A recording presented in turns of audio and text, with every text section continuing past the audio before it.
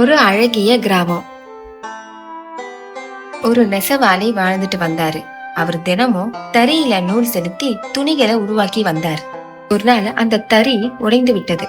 அதற்கு பதிலா ஒரு வலிமையான மரத்தினுடைய கிளையை வைத்து புதுசா தறி அமைக்க வேண்டும் என்று அவர் காட்டுக்கு சென்றார்.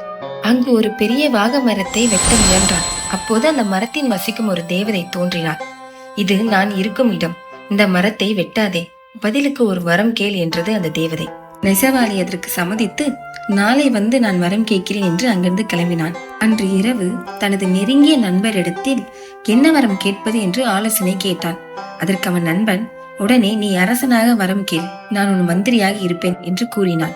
இதை கேட்ட அந்த நெசவாளி தான் அரசனாக போகிறேன் என்று நினைத்து சிரித்தான். அடுத்த நாள் இவன் வரம் கேட்டானா இல்லையான்னு இந்த கதையை முழுசா தெரிஞ்சுக்க தமிழ் ஃபாக்ஸ் டிவி சேனல்ல ஃபுல் வீடியோ இருக்கு.